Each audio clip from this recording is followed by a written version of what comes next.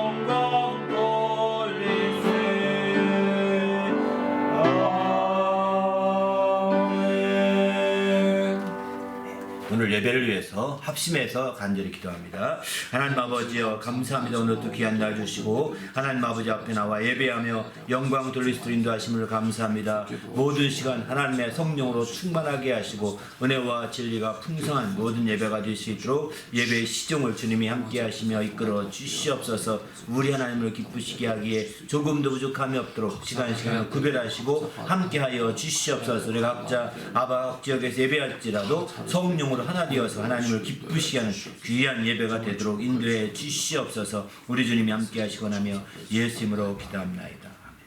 하나님 아버지여 감사합니다. 오늘 또 거룩한 날 주시고 하나님 앞에 나와 예배하며 영광 돌리게 하심을 감사합니다. 하나님의 말씀으로 풍성하며 은혜로 풍성한 모든 예배가 될 수 있도록 우리 하나님께서 친히 함께 하시며 인도하여 주시옵소서. 특별히 성령으로 충만하게 도와 주시옵시고 성령이 친히 인도해 주시는 귀한 예배가 되도록 역사하여 주시옵소서. 진리로 풍성하게 역사해 주셔서 주의 지혜로 말미암아 자유와 생명이 풍성함을 누리는 믿음의 모든 시간과 순서들이 되도록 인도하여 주시옵소서. 우리 주님이 함께 하시고 인도하심을 감사하오며 예수님의 이름으로 간절히 기원하옵나이다. 아멘. 전능하사 천지를 만드신 하나님 아버지를 내가 믿사오며 그 외아들 우리 주 예수 그리스도를 믿사오니 이는 성령으로 잉태하사 동정녀 마리아에게 나시고 본디오 빌라도에게 고난을 받으사 십자가에 못 박혀 죽으시고 장사한 지 사흘 만에 죽은 자 가운데서 다시 살아나시며 하늘에 오르사 전능하신 하나님 우편에 앉아 계시다가 저희로서 산자와 죽은 자를 심판하러 오시리라. 성령을 믿사오며 거룩한 공예와 성도가 서로 교통하는 것과 죄를 사하여 주시는 것과 몸이 다시 사는 것과 영원히 사는 것을 믿사옵나이다. 하늘에 계신 우리 아버지여, 이름이 거룩히 여김을 받으시오며 나라가 임하시오며 뜻이 하늘에서 이루어진 것 같이 땅에서도 이루어지이다. 오늘 우리에게 일용할 양식을 주시옵고 우리가 우리에게 죄 지은 자를 사하여 준 것 같이 우리 죄를 사하여 주시옵고 우리를 시험에 들게 하지 마시옵고 다만 악에서 구하시옵소서. 나라와 권세와 영광의 아버지께 영원히 있사옵나이다. 아멘.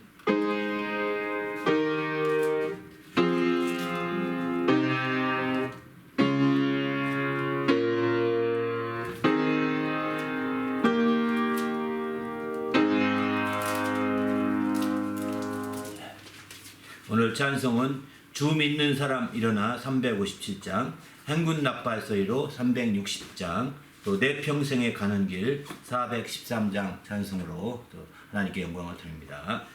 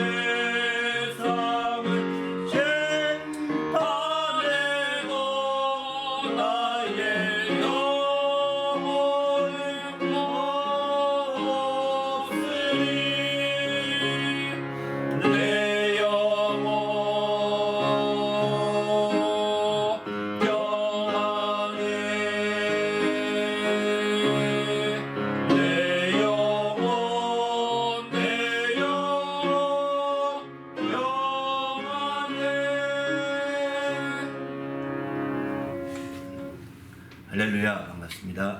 오늘 또 같이 하나님 말씀을 위해서 기도할 때 하나님 주의 말씀으로 오늘 또 가득 채워주셔서 그 말씀이 우리에게 큰 은혜가 되며 힘이 될 수 있도록 하나님의 성령으로 충만한 가운데 하나님 말씀을 받을 수 있도록 계속 믿는 자 속에서 그 말씀이 크게 역사하는 말씀이 되게 해달라고 간절히 합심해서 기도하고 보험기도한 후에 이어서 말씀하도록 하겠습니다.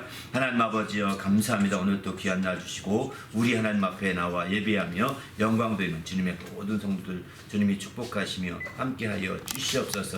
그래 하나님을 기쁘시게 하며 하나님의 영광을 드리기에 조금도 부족함이 없도록 거룩한 아버지 이끌어 주시옵시고 생명과 성령이 충만하여 주님의 크신 이름을 높이는 역사 이룰 수 있도록 인도하여 주시옵소서. 아멘. 하나님 아버지여 감사합니다. 오늘 또 귀한 시간 주셔서 우리 하나님 앞에 나와 예배하며 영광 돌릴 수 있도록 인도하심을 감사합니다. 우리 하나님 앞에 나올 때에 거룩한 믿음과 예물을 드려서 하나님께 영광을 돌리는 주님의 모든 성도들을 축복해 주시고 주님의 은혜로 충만하며 주의 것으로 풍성한 역사들을 이룰 수 있도록 인도하여 주시옵소서. 그리하여 하나님을 기쁘시게 하며 하나님의 영광을 드러내기에 조금도 부족함이 없도록 거룩한 아버지 함께 하시며 이끌어 주시옵소서. 오늘 또 부족한 종에게 말씀으로 채워주시되 특별히 하나님 앞에 거룩한 믿음과 예물 드려 영광 드리는 자들 정말 온전히 주님의 복으로 함께 하시되 늘 승리할 수 있도록 축복해 주시고 오늘 또 그 말씀으로 풍성히 채워주시는 시간 되도록 인도하여 주시옵소서. 우리 주님이 함께 하심을 감사하오며 예수님의 이름으로 간절히 기도하옵나이다. 아멘. 또 하나님 앞에 나올 때 또 거룩한 믿음과 예물을 드린 성도들에게 주님의 축복이 함께 하시기를 예수님의 이름으로 축원합니다. 아멘. 하나님의 말씀은 고린도전서 15장 말씀 보시겠습니다. 고린도전서 15장 54절로 58절까지 말씀입니다. 다 같이 합독하십시다. 시작. 이 썩을 것이 썩지 아니함을 입고 이 죽을 것이 죽지 아니함을 입을 때에는 사망을 삼키고 이기리라 하고 기록된 말씀이 응하리라.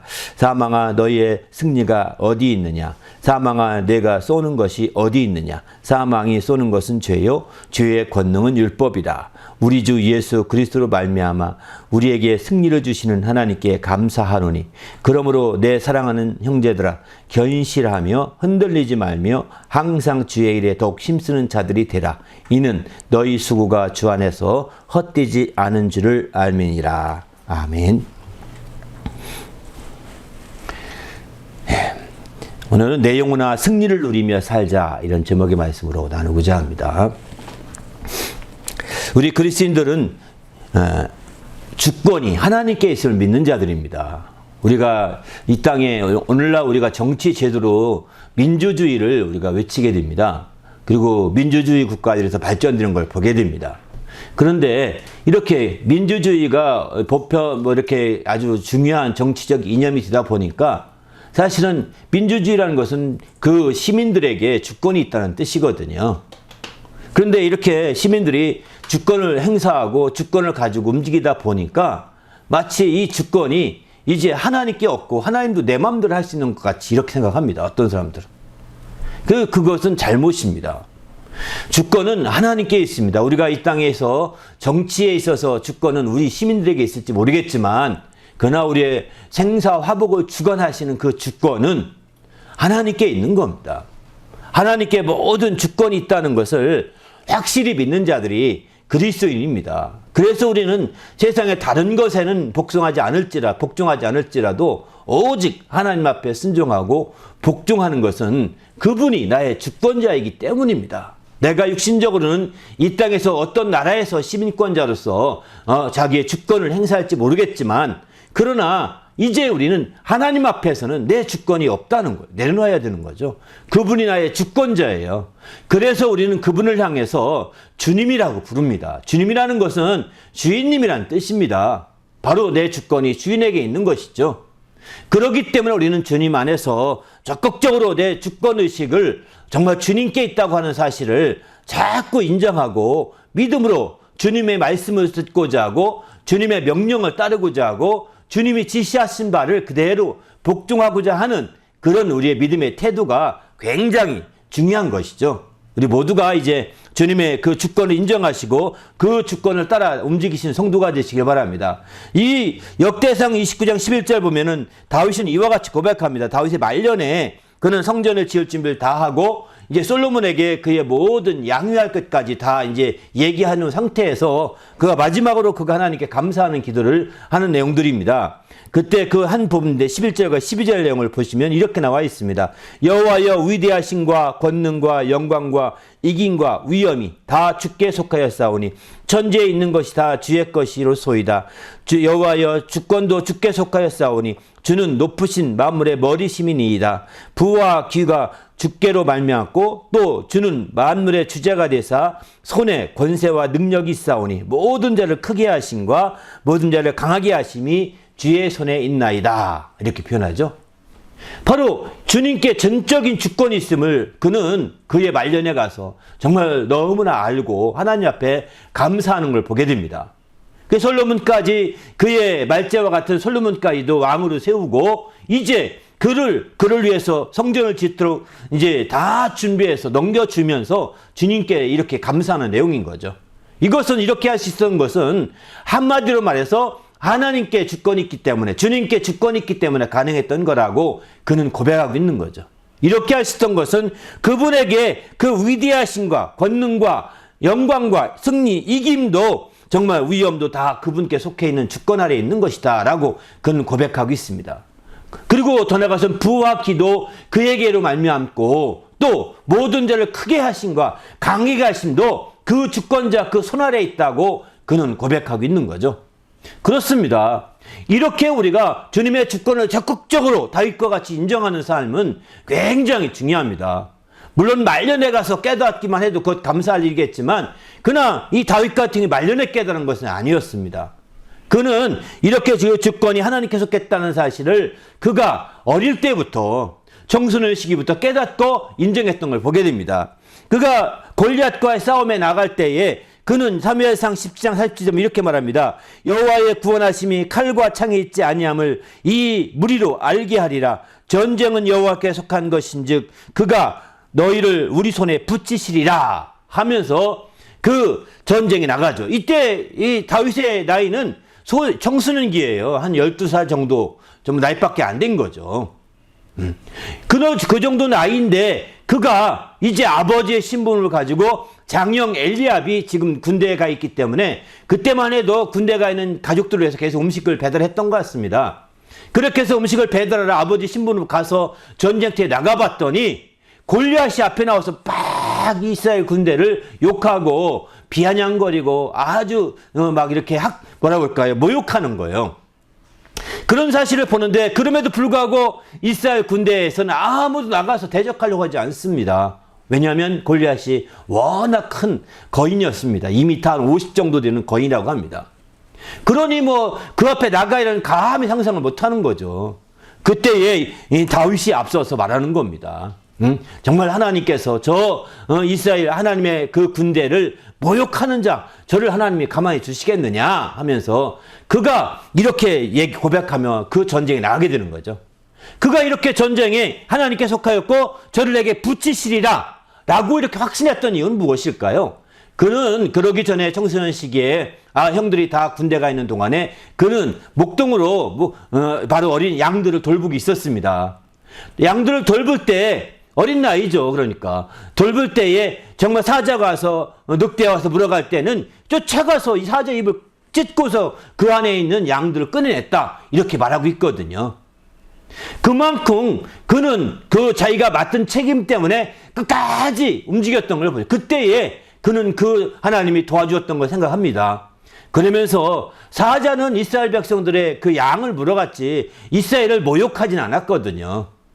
모욕하지도 않은 사자에게 날 보였는데 저렇게 모욕하는 정말 사자보다도 못한 저렇게 하나님의 군대를 모욕하는 저들을 하나님 내버려 둘 리가 없다라고 그는 생각했던 거죠. 하나님의 주권이 그는 작은 삶에서부터 경험했던 겁니다. 그의 작은 목동으로서 생활하는 동안에 하나님이 보호하시고 하나님이 주권적으로 자기를 인도하시고 이끌어주시는 것을 경험했던 그는 싸움터에 나와서도 똑같은 주권을 인정하는 겁니다. 그래서 모든 전쟁이 하나님께 속했다고 하는 것이죠. 그렇습니다. 우리가 정말 믿음 안에서 우리가 큰 싸움에서 이기길 바라지만 사실 큰 싸움에서 이기는 비결은요, 작은 싸움에서 이기는 것입니다. 큰 어떤 사건에서 우리가 승리하길 원합니다. 하지만 당연히 승리하기 원하겠죠. 그러나 작은 사건에서 내가 이기지 못하면, 작은 사건에서 그걸 극복하지 못하면 큰 사건을 이길 수 있는 한계가 있다는 거예요. 다윗을 보면 그걸 알 수 있죠. 그래서 우리는 작은 것에서부터 내가 이기고, 작은 것에서부터 거기서 승리하고, 작은 것에서부터 거기서 극복하고 다스릴 수 있는 그런 자가 돼야 되는 거죠. 그 주권을 가지고 그렇게 다스려 나갈 때에 더 큰 일 당하더라도 정말 자기보다 훨씬 더 크죠. 그래서 이제 처음에는 사울이 이 다윗이 나간다고 그러니까 너무 기특해서 그럼 내 갑옷 입고 나가라 입혔더니 갑옷이 워낙 큽니다. 맞지 않습니다. 다 벗어놓고 할 수 없이 그의 물맷만 들고 나가는 겁니다. 그러니 골리앗이 얼마나 비웃겠습니까? 그럴 때 비웃는 소리를 들으면서 다윗이 이렇게 말합니다. 바로 너는 단창을 의지하고 이렇게 나왔지만 난 만군의 여호와를 의지해 나간다. 너는 칼과 창을 의지해 나왔지만 나는 만군의 여호와 하나님을 의지해 나왔다라고 이렇게 고백하죠. 그래서 그는 여기 오늘 사무엘상 17장 47절 보면은 정말 하나님의 구원하심이 칼과 창에 있지 않다는 것. 이렇게 고백하는 것이, 이것은 칼과 창은 바로 이제 골리앗이 의지하고 나온 거였거든요. 나는 오직 만군의 하나님 여호와를 의지하고 나왔다. 그리고서 이제 접근하면서 물맷으로 던졌는데 공교롭게 투구 그 틈으로 해서 이마를 찢게 됩니다. 그러면 쓰러지게 되고 그의 칼을 빼서 마침내 골리앗을 쳐 부수게 되지 않습니까? 바로 그는 이 모든 주권이 하나님께 있다는 아는 거예요. 다윗이 물맷으로 던졌지만 던지는 그 속도나 가속력을 하나님이 더 더했을 것이라고 봅니다. 그리고 마침내 하나님께서 그것을 저쪽으로 돌아가는 것도 이렇게 돌려가지고 그 이마 미간을 찢게 만들었을 것입니다. 그 빈틈 하나, 그 겨우 작은 빈틈 하나만. 하나님의 역사예요. 그렇기 때문에 우리는 정말 이런 모든 싸움과 모든 것에서 하나님께 주권을 인정해야 되는 거죠. 특별히 오늘 이제 주제는 승리에 대해서이십니다.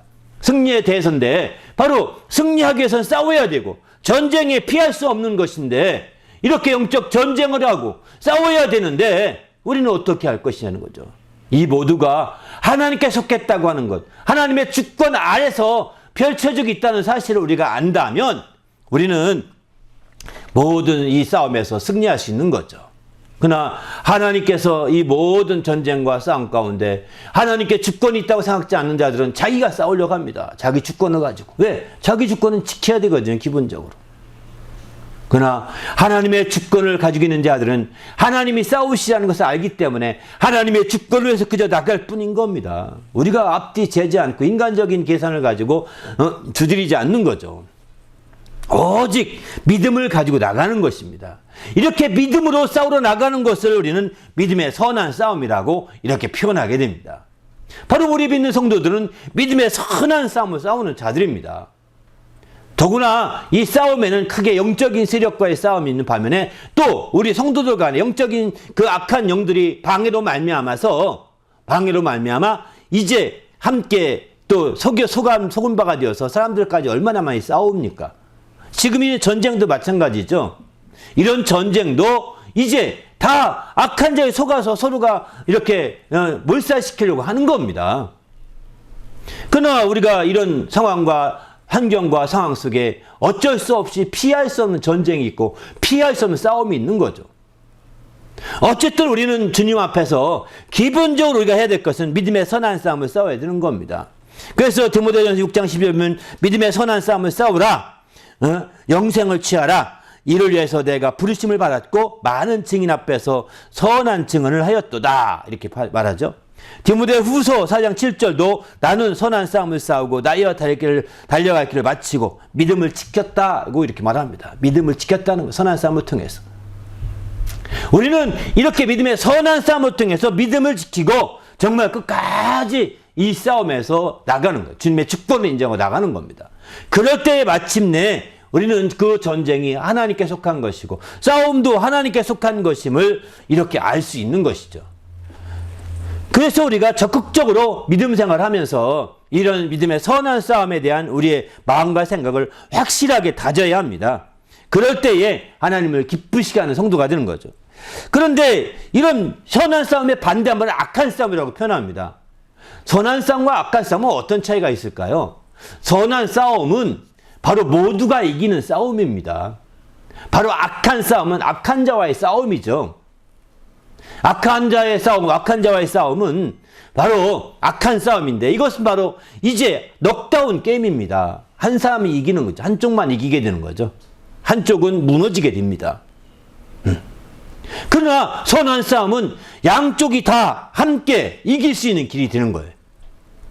우리가 그래서 그리스도인들이 신앙 안에서 성도들과의 경쟁을 하거나 또 이 불신자들과의 어떤 보이지 않는 싸움을 할 때에도 우리는 내가 넉다운 시켜서 완전히 저 사람을 세상에서 멸절시키는 그런 싸움이 아니라 함께 이길 수 있는 싸움이 선한 싸움이라는 거예요.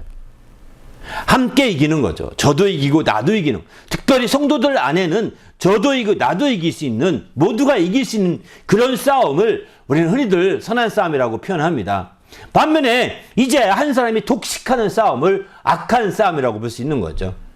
세상적인 싸움입니다. 세상적인 싸움에서는 둘이 독식할 수 없습니다. 오직 한쪽만 이기게 되는 거죠. 한쪽은 굴복해야 합니다. 그리고 팀장은 그의 목숨까지도 처단해야 합니다. 이렇게 되는 아주 악한 싸움에 있는 거죠. 이건 그야말로 이건 세상에 악한 자가 속한 거예요. 이런 싸움들은. 상대방을 완전히 처단시켜서 멸절하기까지 하려고 하는 것은 진짜 순악질인 겁니다. 순악질인 거예요. 이런 순악질적인 싸움은 안 해야 됩니다. 이거는 세상에서 아주 그 원수를 갚으려고 하는 것과 똑같은 그런 악질적인 악한 마귀에게 속한 싸움이라는 거예요. 그렇기 때문에 우리가 이제 이 믿음의 선한 싸움에 초점을 두어야지 이렇게 복수하고 악하게 완전히 멸절시키려고 하는 이런 싸움들은 아주 세상에서 함께 무너져야 될 싸움입니다. 그러나 세상 임금은 그렇게 싸우라고 조장하고 있습니다. 세상 임금은 그렇게 싸우라고 해서 저 사람 죽어야 돼. 죽여야 끝나는 거야. 죽여라고 말합니다.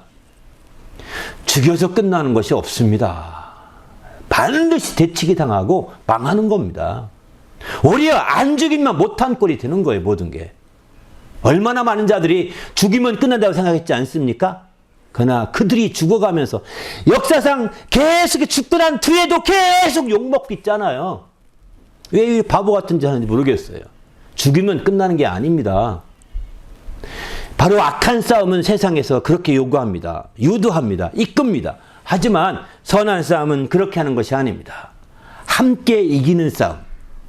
함께 더불어서 승리하는 그런 기회로 만들어가는 것. 이게 참된 선한 싸움의 방향인 거죠. 그런 싸움을 싸우지 못하면 심지어는 원수라도 사랑하라고 성경 말씀하지 않습니까? 원수라도 사랑하라는 거예요. 그런데 원수를 어떻게 사랑하겠습니까? 선한 싸움을 싸우라는 것입니다. 원수는 복수해야 정상이지 않습니까? 근데 원수라도 사랑하라는 것은 선한 싸움, 원수 살고 나도 살 수 있는 길을 택하라는 겁니다. 그런 싸움을 싸우가라는 거죠. 성경의 말씀을 보게 되면. 그러나 원수를 이제 완전히 멸절시키고 완전히 소멸시키려고 하는 거라고 한다면 비성경적 주님의 말씀과는 거리가 먼 것입니다. 이런 자들을 따라서는 안 됩니다. 이런 자들을 우리가 의지해서는 안 됩니다. 이런 자들을 조금이라도 동정할 수는 없는 겁니다. 역사가 조금만 지나면 다 반드시 판단하실 겁니다. 그렇기 때문에 우리는 주님 앞에서 항상 선한 싸움에 초점을 두면, 그러면 마귀까지 살 수 있는 길이 사는 우리의 진짜 원수는 마귀인데 마귀까지 승리하게 하면 되느냐? 그건 아닙니다. 마귀는 용서할 수 없고 용납할 수 없는 하나님의 대적자거든요. 그러니까 우리도 마귀에 대해 하나님도 용서하지 않으셨어요. 원수까지 사랑하라는 하나님도 마귀는 정말 진멸하고자 했거든요. 마귀의 일을 다 진멸하고자 했거든요. 그러니 우리는 더 말할 것도 없는 거죠. 우리는 그저 우리의 하나님의 대적인 마귀에게 당한 것보다는 이제 그 사람들에 대해서 우리와 같은 사람들에 대해서 비록 믿지 않는다 하더라도 그들에 대해서 우리는 사랑하고 또 정말 선한 싸움을 싸워가기를 성경은 말씀하고 있는 거죠. 반면에 이제 악한 자에 속해서 마귀에게 속한 자가 되어서 싸울 때는 이렇게 악한 싸움을 벌이게 되어서 완전히 죽여버리려고 하고 할 수만 있으면 막 좌서 완전히 몰살시키려고 하는 거거든요. 몰살시키게 끝나나요? 아닙니다. 우리 역사를 짧은 역사, 가까운 역사에서 알지 않습니까? 그건 일시적인 승리일 뿐이지 역사상에도 역사 있는 동안에 계속 패배자예요. 그거 감출 수가 없는 거 아니겠습니까? 그렇기 때문에 이런 어리석은 자, 마귀에게 속한 자 되어서 어리석게 행할 것이 아니라 하나님께 속한 자가 되어서 믿음의 선한 싸움을 펼치시기를 예수님의 이름으로 축원합니다. 할렐루야. 그러면 이런 악한 싸움이 왜 벌어지느냐? 바로 그것은 인간의 정욕에서 시작된 겁니다. 야고보 4장 1절에 보게 되면 너희 중에 싸움이 다툼이 어디서부터 나느냐? 모두 지체 중에 싸우는 정욕으로부터 나는 것이니 아니냐라고 이렇게 말하죠. 정욕으로부터 싸운다는 겁니다. 정욕적인 걸 추구하게 되면 이렇게 싸움을 피해갈 수가 없는 거죠. 우리도 이런 육신의 정욕을 따라 이런 악한 싸움을 벌이지 마시고 이제 우리가 믿음의 선한 싸움을 싸우는 주의 성도가 되시기를 예수님의 이름으로 축원합니다. 할렐루야. 그러면 이런 믿음의 선한 싸움을 어떻게 싸우면 좋으냐? 성경은 먼저 디모데후서 2장 5절에 보면은 경기하는 자가 법대로 경기해야 된다 이렇게 말합니다. 법대로라고 표현하죠. 하나님 말씀을 따라서 싸워야 된다는 거죠. 내 감정에 따라 싸우는 것이 아니라 하나님 말씀을 따라 싸워야 마침내 승리의 관을 얻을 수 있다라고 이렇게 표현하고 있습니다. 또 더 나아가서는 믿음이 이긴다고 표현하죠. 요한일서 5장 4절 보면 믿음이 세상을 이긴다. 우리 찬송가도 그런 찬송이 많죠. 앞서 찬송 부른 것처럼 말이죠. 이렇게 좀 믿음이 온 세상을 이기는 겁니다. 그래서 믿음의 선한 싸움이라고 표현하고 있는 거죠. 더 나아가 또 필요하다면 말씀으로 싸우되 믿음이 필요하고 또 다른 절제가 필요합니다. 이기기를 다투는 자마다 모든 일에 절제하나니 고린도 전서 9장 25절에 이렇게 말씀하고 있습니다. 이기기를 다투는 자마다 이기고 싶은 자는 다 절제한다는 겁니다. 자기 하고 싶은 거 다 하면서 이기는 자가 없습니다. 자기가 먹고 싶은 거, 마시고 싶은 거 다 마시면서 자기 잠잘 거 다 자고 게을러 다 주면서 이기시는 자가 없습니다. 절제하지 않으면 할 수가 없는 겁니다. 절제해야 되는 거죠. 이렇게 절제할 때만이 그 모든 게 가능함을 성경은 가르쳐주고 있습니다. 또 절제 중에 대표적인 절제가 노하기를 절제하는 거겠죠. 잠언 16장 30에 보면 노하기를 더디하는 자는 용사보다 낫고 자기 마음을 다스리는 자는 성을 빼앗는 자보다 낫다 이렇게 말합니다. 이렇게 절제 중에서도 노하기를 성내지 않기를 이게 절제가 돼야 되겠죠. 이건 성을 빼앗는 것보다 낫다고 그러니까요. 또 한 가지 더 있는데 잠언 24장 6절에 보면은 너는 모략으로 싸우라 승리는 모사가 많음에 있느니라 이렇게 표현합니다. 모략, 전략을 가지고 싸우라는 것입니다. 믿음이면 돼 무조건 믿고 가 아닙니다. 거기에도 전략이 필요하다는 거죠.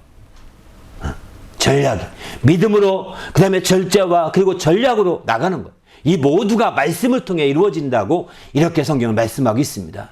이렇게 될 때 우리가 마침내 이제 정말 믿음의 선한 싸움에서 승리하게 되고 승리의 면류관, 의의 면류관을 받을 수 있는 그런 성도가 되는 거죠. 우리 모두도 이렇게 승리의 면류관을, 의의 면류관을 받을 수 있는 성도가 될 수 있도록 믿음을 발휘하시고 절제를 발휘하시고 또 전략을 따라서 나가는 성도가 되시기를 예수님의 이름으로 부탁을 드립니다. 할렐루야. 이렇게 나가게 되면 마침내 우리가 승리하는데 어디까지 이길 수 있을까요? 이 땅에서 사람들과의 다툼에서 갈등에서 승리하는 거 그것으로 끝나지 않습니다. 이 땅에서 땅 좀 빼앗는 거 어떤 사람이 그렇다기에 땅을 빼앗는 것을 아주 굉장한 큰 승리를 보는데 러시아가 지금 우크라이나 전쟁에 땅 뺏으려고 하지 않습니까? 그거 별거 아닙니다. 통째로 나라가 망할 수도 있거든요. 그렇기 때문에 우리는 그런 것이 아니죠. 우리가 이겨야 될 것은 사망까지 우리가 이길 수 있다는 거예요. 이 땅에서 잠시 나라를 정복하고 다스리는 소용이 없어요. 징기스칸처럼 엄청 유라시아를 다 다스린다 하더라도 통치한다 하더라도 몇 날 못 가잖아요. 200년도 안 가지 않습니까? 이렇게 그들의 모든 그 고난이 그냥 다 없어지는 거예요. 세월 속에 다 묻혀지고 마는 겁니다.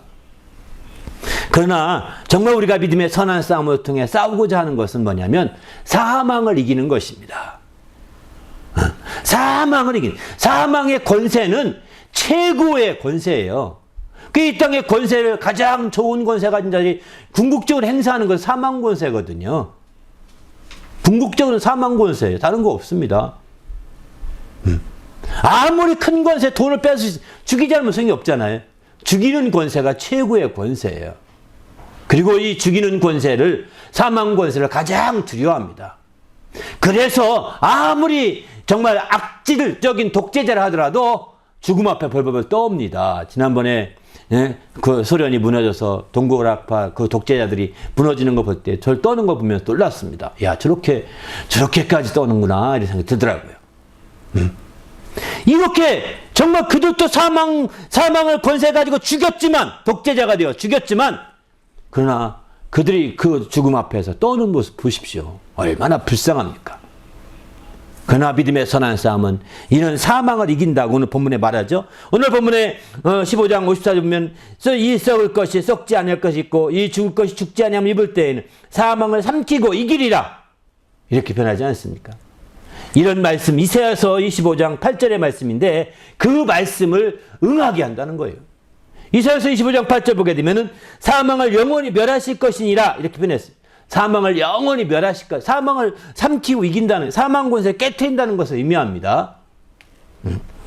영원히 멸하실 것이니라 라고 이렇게 말씀을 예언했는데 그 말씀이 이루어지게 된다는 거예요. 주의 부활을 통해서. 바로 이 썩을 것이 썩지 아니할 것이 있고 이 죽을 것이 죽지 아니할 것을 입을 때, 이건 부활할 때 이렇게 말합니다. 부활할 때에는 사망을 삼키고 이긴다 라고 하신 이사야의 말씀이 응하여진다, 이루어진다라고 이렇게 표현하고 있는 거죠.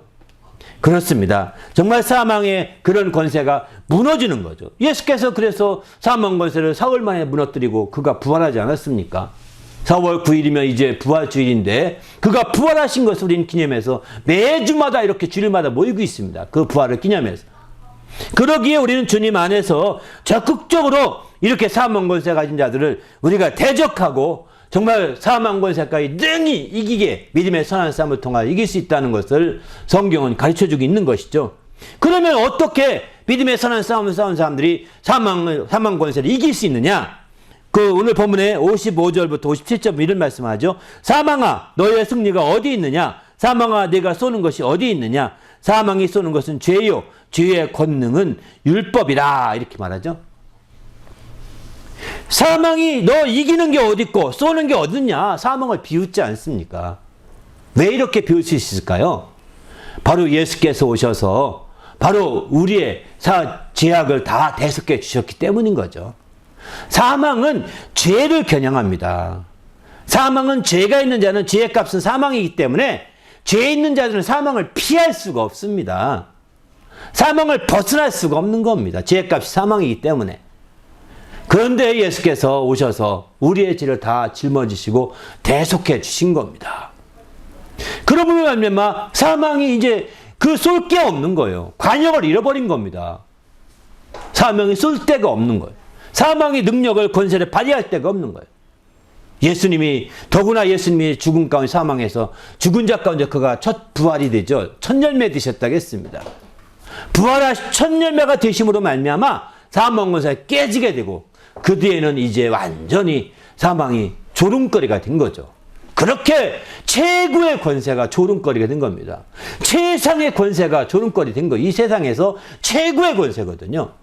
이 세상에서 최상의 권세거든요. 그런 권세가 조롱거리가 되어서 사망아 너 쏘는 것이 어딨냐? 너 이기는 게 어딨느냐? 라고 이렇게 비웃을 수 있는, 조롱할 수 있는 성도가 된 것은 우리가 바로 예수님께서 우리를 대속해 주셨고 또 사망 권세를 깨트려 주셨기 때문에 가능한 것이었죠. 우리도 그렇기 때문에 주님 안에서 이런 사망 권세에서 우리가 확실한 믿음을 발휘해야 되는 거죠. 그러면 이 사망을 온전히 사망에 비웃고 조롱할 때가 언제냐? 바로 부활할 때라겠는데 그때는 언제냐? 바로 고린도전서 15장에 보게 되면 그 앞서 이런 말씀이 나옵니다. 51절부터 쭉 보게 되면 보라 내가 너희에게 비밀을 말하노니 우리가 다 잠잘 것이 아니요 마지막 나팔에 순식간에 호련히 다 변화되리니 나팔 소리가 나매 죽은 자들이 썩지 아니할 것으로 다시 살아나고 우리도 변화하리라. 이 썩을 것이 반드시 썩지 아니할 것을 입겠고 이 죽을 것이 죽지 아니함을 입으리로다. 이렇게 표현하죠. 이렇게 실제로 주님의 부활은 주님이 강림하실 때 부활이 이루어지는 거예요. 그러나 주님의 이 부활이 있다는 사실을 알리기 위해서 첫 번째 부활은 예수님이 부활하셨는데 그 부활은 바로 이제 부활절을 기념하는 그 부활절 2000년 전에 이미 부활하신 거죠. 그분이 죽으셨다가 사흘 만에 부활하시게 된 거죠. 그게 부활의 첫 열매입니다. 그러기 전에 죽은 자가 살아난 모습은 여러 건이 있습니다. 복음서에도 보면 그런 모습이 있죠. 그러나 그건 부활로 여기지 않습니다. 그것은 하나의 치료받은 것처럼 이런 것에 잠시 숨을 멎어 있다 깨어나는 것에 불과한 것이죠. 부활은 참된 부활은 예수님이 첫 번째십니다. 호련히 변화된 부활이거든요. 그러나 전에 예수님 부활하기 전에 죽은 자들 가운데 나사로가 살아날 때도 이게 호련히 변화되지 않았습니다. 같은 육체입니다. 같은 육체로 살아났습니다. 그러니까 같은 육체니까 또 죽어야 됩니다. 또 나인성 과부의 아들도 같은 육체로 태어난 거예요. 다시 살아난 거예요. 그러나 다시 또 죽습니다. 그 육체에 있는 한은. 호련히 변화가 안 된 겁니다. 오직 예수님만이 호련히 변화되어서 이제 신령한 몸을 입게 된 것이죠. 그리고 마침내 우리가 부활할 때도 호련히 변화되어서 부활이 되는 거죠. 그래서 고린도전서 15장 23절 보게 되면 그러나 각각 자기 차례대로 되리니 먼저는 첫 열매인 그리스도요 다음엔 그가 강림하실 때 그리스도에게 속한 자요 이렇게 표현하죠. 바로 이렇게 첫 열매이신 그리스도가 처음 부활하시고 그 다음에는 주님이 강림하실 때 예수 그리스도에 속한 자들이 부활함으로 말미암아 이와 같이 사망을 완전하게 이기는 자가 되는 것이죠. 우리도 이제 주님 안에서 철저히 이와 같은 믿음의 정말 선한 싸움을 지속하셔서 승리를 누리시길 바랍니다. 우리는 아직 부활을 실제 경험하지 못했지만 이 땅에 육신을 가지고 사는 동안에 그런 부활의 능력을 힘입어 살 수 있습니다. 부활의 능력을 힘입어 삶으로 말미암아 믿음으로 부활의 능력을 힘입어서 온전히 한 발 한 발 걸어갈 수 있는 거죠. 그래서 마침내 우리도 이 땅에 믿음으로 말미암아 이제 세상을 이겨간다라고 이렇게 표현하고 있습니다. 이미 우리 주님께서 정말 그 강한 자, 이 세상 임금인 마귀의 사망 권세를 완전히 깨뜨렸기 때문에 이제 우리는 믿음으로 말미암아 선한 싸움을 통해서 그 안에서 이겨가게 되는 것이죠. 그래서 우리도 함께 승리의 기쁨을 누리고 승리의 놀라운 축복들을 함께 누려가는 것이죠. 우리 모두도 이런 선한 싸움을 통하여 주님의 승리를 함께 힘입고 누리는 성도가 되시기를 예수님의 이름으로 축원합니다. 이제 주님의 부활절을 앞두고 우리가 적극적으로 이 부활의 능력을 힘입어서 정말 주님의 승리를 누리며 사는 성도가 되시기를 예수님의 이름으로 축원합니다. 할렐루야. 또 우리가 이렇게 승리하기 위해서는 주님의 부활만이 아닙니다. 주님의 고난받으신 것도 우리에게 큰 승리의 원동력이 되는 거거든요. 왜냐하면 주님이 우리의 연약함을 다 대속해 주시고 우리의 부족한 걸 다 짊어져 주시고 우리의 나약함을 다 그분이 담당해 주셨기 때문입니다. 고난을 통해 짊어져 주신 거거든요. 그러니까 그분의 고난을 깊이 알면 우리도 이제 나약함을 다 무너뜨리고 승리를 누릴 수 있는 거죠. 우리의 부족함을 다 무너뜨리고 주님의 승리를 힘입어서 살 수 있는 것이죠. 우리의 가난함을 다 무너뜨리고 주님의 그런 승리를 힘입어 살 수 있는 것이죠. 그래서 우리가 부활만이 아니라 부활은 절정에 속한 일이지만 이제 주님의 고난 자체도 우리에게는 큰 승리의 원동력이 됩니다. 그래서 주님의 고난을 힘입어서 정말 철저히 승리를 누리며 사는 성도가 되시기를 예수님의 이름으로 축원합니다. 고난을 통해 승리 주시고 부활을 통해 승리 주시고 승리를 주신 그 하나님을 우리는 더 철저히 힘입을 수 있고 누릴 수가 있는 거죠. 이렇게 되어서 하나님의 큰 영광을 힘입고 나가는 성도가 되는 겁니다. 우리 모두도 주님의 놀라운 축복을 누리는 성도가 되시기를 예수님의 이름으로 축원합니다. 이와 같이 믿음의 선한 싸움을 통해서 승리를 누리고 사는 자라고 한다면 앞으로 우리가 어떻게 살아야 될 것이냐? 58절에 그 말씀을 말씀하고 있습니다. 58절 보면 그러므로 내 사랑하는 형제들아 견실하며 흔들리지 말며 항상 주의 일에 더욱 힘쓰는 자가 되라. 이는 너희 수고가 주 안에 헛되지 않은 줄을 알미라. 이렇게 표현하죠.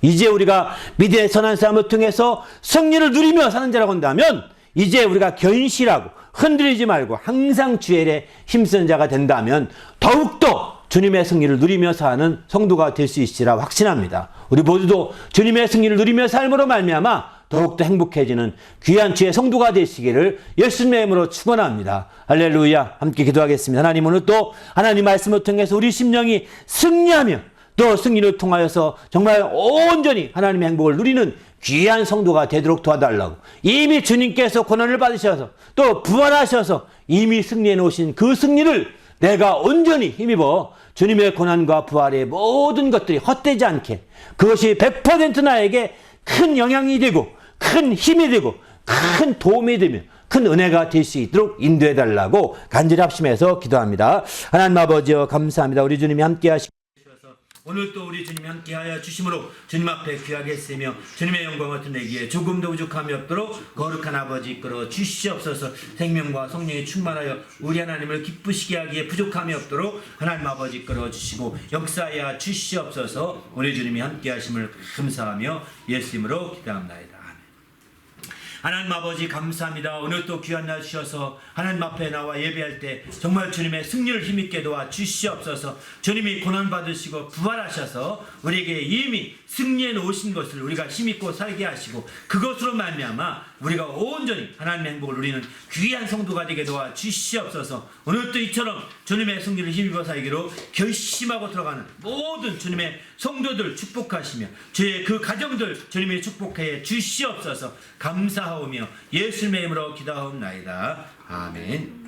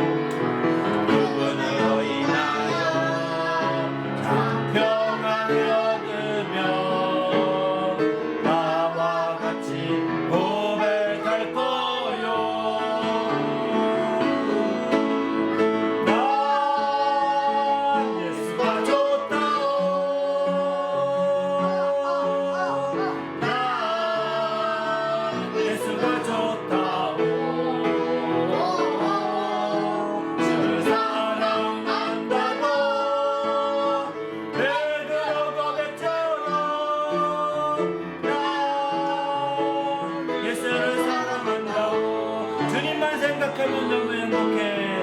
주님만 생각하면 너무 행복해. 주님 내게 주신 사랑 때문에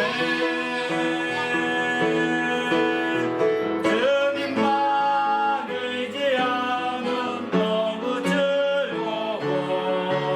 주님 내게 베푼 평안 때문에 난 예수가 좋다.